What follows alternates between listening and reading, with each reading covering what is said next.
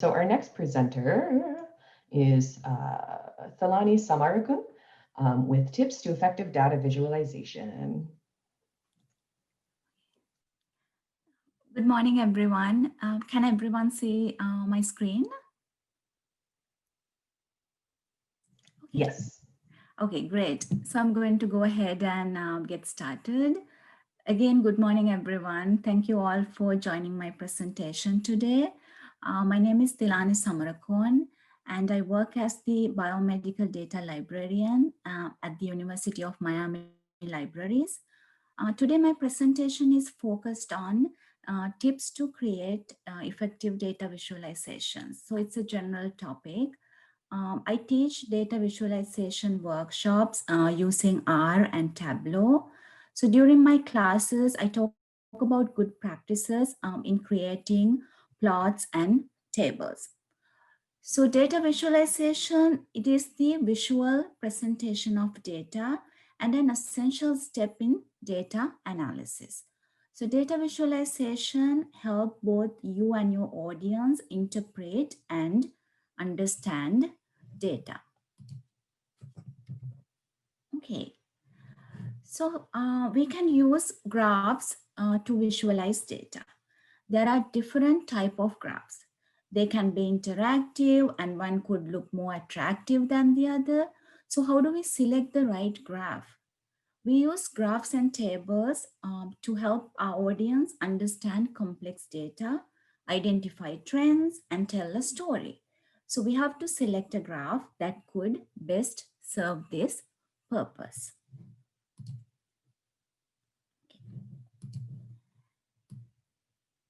So what factors do we need to consider when creating a visualization? First of all, we should know the audience. What's the skill set of your audience? Do they have time to go through all the plots and tables that you have created, or will they prefer a concise summary? Then, how do we choose the right plot? So there are multiple chart types. So think of the message you are delivering to the audience. Are you doing a comparison or showing a trend in your data set? So I will go through a few examples during my presentation to explain this better. So avoiding clutter, it allows the audience to focus on the message you are trying to deliver. Grid lines, legends, background colors, sometimes access labels can distract the viewer from quickly seeing the overall trends. And use of color, highlighting, and size are important factors when it comes to focusing the attention of the audience on the visualization. For example, relative size could denote relative importance. And you can leverage color as a strategic tool to highlight the important parts of your visual. So I will go through examples again. Okay. Okay, so this is the first example. So I'm going to go through this example. So here we are looking at the number of tickets received at the help desk. Uh, we have the months in the x-axis and the y-axis shows the number of tickets or requests received at the help desk. And we want to know how we are keeping up with the incoming volume of tickets. So I will start by plotting one of the most popular type of plots or graphs, a bar graph. So at first glance, it is difficult to identify any trends here, right? Now I'm going to move to my next slide. Okay, great. Now I'm changing my bar graph to a line graph. Now you can see that we are falling behind in processing um, the tickets. So initially we were keeping up with the ticket processing, but after May, we started to fall back. So this trend can be identified only after plotting the line graph. We didn't see this in the bar graph, but still there is some clutter in this graph. So we can remove the clutter by shortening the names for the months, eliminating the decimals and the grid lines. It is good practice to leave the background white. The other important point I want to emphasize is the color legends. When I name the lines on the graph itself, you can easily correlate the colors with the legends.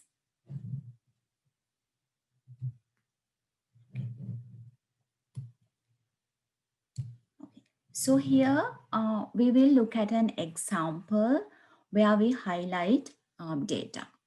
If you want to talk about the statistics for a particular month, you can highlight that month. So we will look at the differences between the before and after graphs. So I'm interested in July statistics. So by highlighting, I can focus the audience's attention on July. So in the second graph, I choose to display the labels on the bars. Now I can remove the axis labels and the tick marks. So this removes some clutter from the graph, and it is easier for the audience to process the information because now they don't have to read the y-axis and try to find out what these numbers are because it's right there on the columns.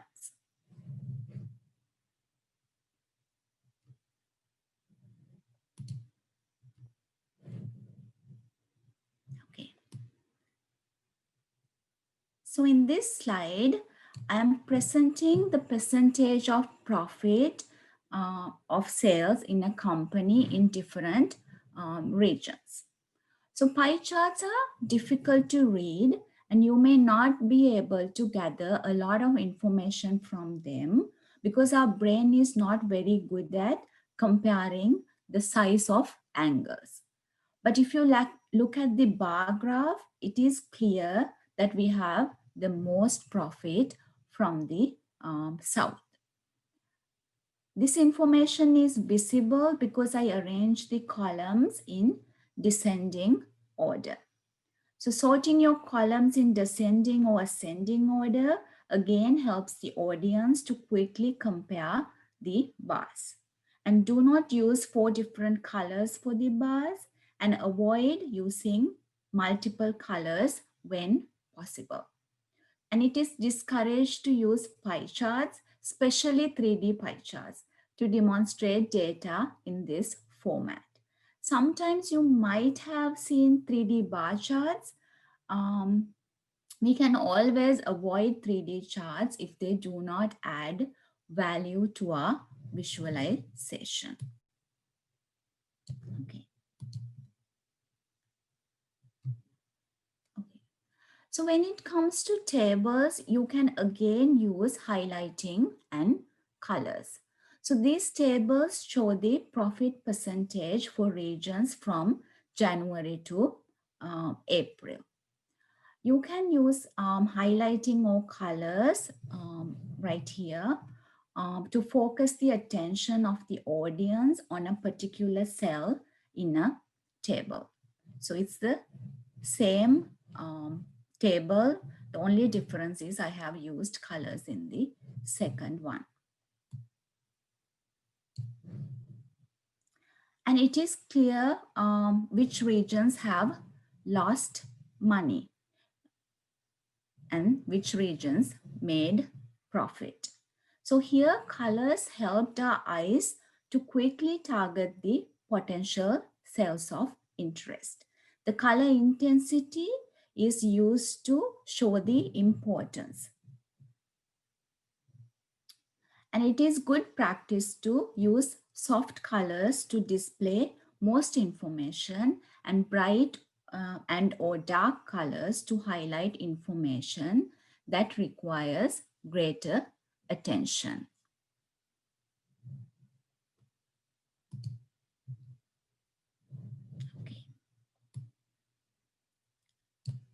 So this chart here shows the results of a survey given to students before and after a program, to find out how they feel about science.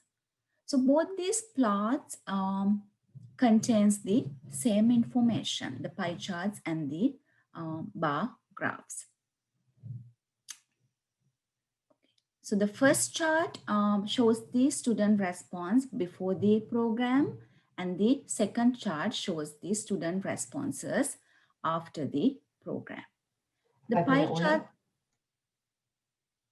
pie charts are difficult to read, and color is a distraction here.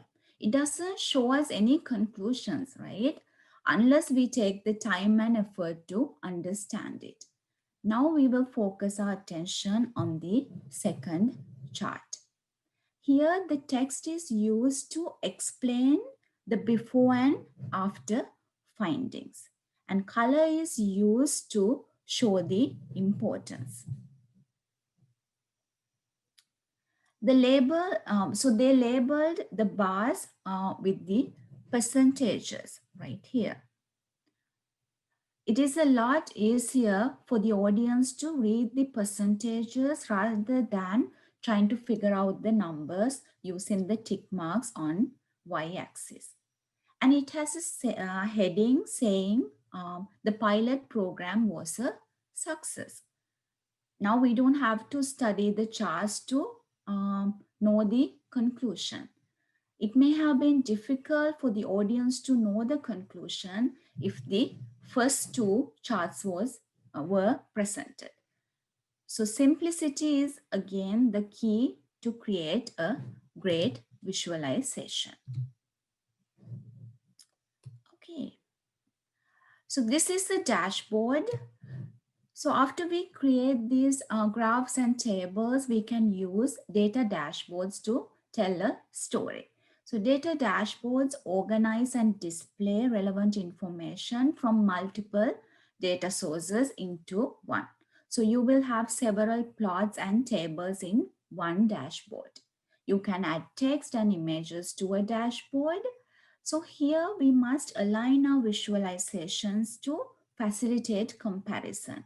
This is not a very good layout because it's difficult for the audience to follow a flow. So visual order is an essential factor in a good dashboard. Here there is less chaos, and using white spaces improves visual success. 3 minute warning. Okay. So this is, there's too much going on in this dashboard. Again, select colors carefully. Your graphs do not need to be multicolored. Be consistent with colors across graphs and remove clutter from the graphs. Every element you add to the dashboard takes up cognitive load on the part of your audience. So identify things that are unnecessarily taking up brain power and remove them. Okay, this is my example of a good dashboard. So they have used colors to emphasize specific findings. It's simple and easy to read. Okay. Oh, I'm sorry, I skipped one. Yeah. So I would like to recommend this book if you are interested in learning more about this topic. And there are a lot of resources out there if you're interested in learning more about creating good visualizations and dashboards. Thank you, Thelani. Yeah, so I would conclude my presentation saying don't simply show your data, but try to tell a story with it. I hope these tips will help you with that approach. Thank you. And if you have any questions, yeah, I'm happy to answer. You can write to me. My email is right there on the slide. Thank you all for your time. And I'm actually going to type in your email into the chat real quick, just so folks can copy paste it. I do have one question in the chat from Doreen who asks, would you please go back one slide so I can see the book title? Oh yeah, sure.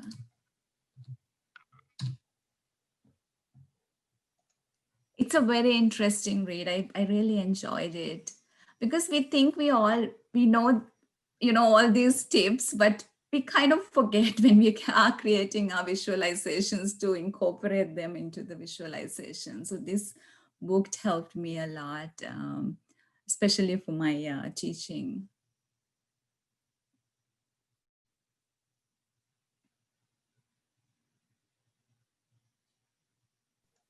Oh goodness, I just had to press my mute button 3 times. I've also put the name of the book or the title of the book into the chat as well for people to copy paste. Okay, thank you. So thank you so much, Thelani, for a great presentation. I don't see any questions in the Q&A yet, but we'll hang on for a little bit to see if any show up.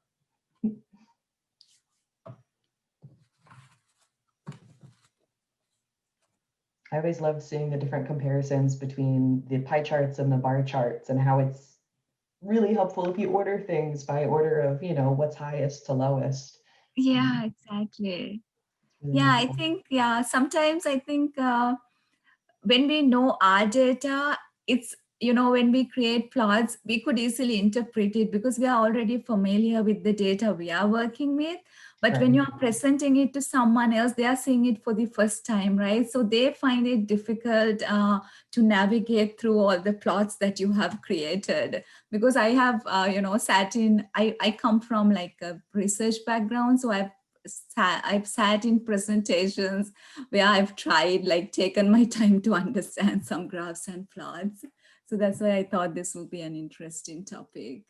Yeah. Alrighty. And we do have a question. So Kay asks, very good practical advice. Are there any variations that might be appropriate for different audiences? So for example, undergrad versus graduate or different disciplines? Yeah, so it really depends on the project, the data you have. Um, I think that's the key. You always think what you want to present for your audience, right? And who your audience is. So it will really depend on the specific need. I think.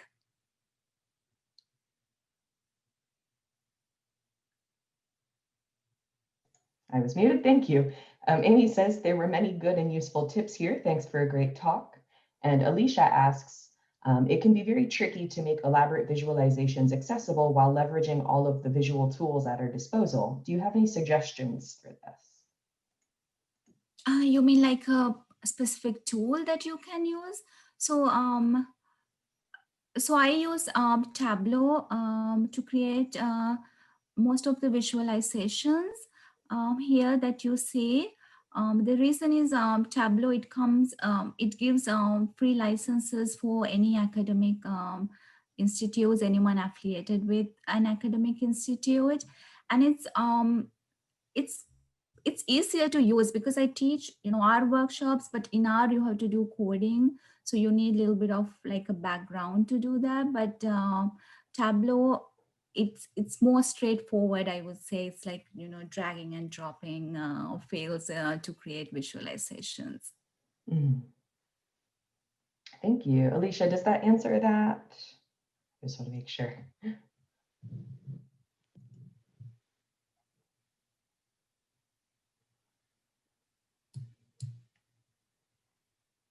And we still have 2 more minutes until the next short talk. So if you have questions, please put those into the Q&A.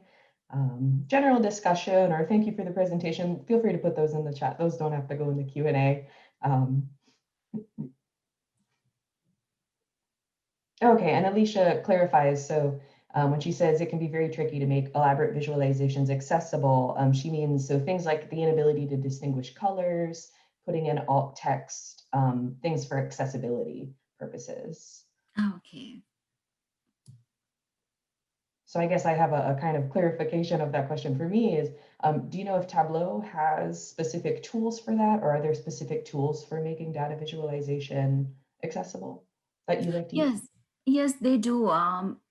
Like, let's say they have specific like color palettes if you are working with if you are preparing presentations and if you're concerned about the colorblind audience, they offer specific tools for that.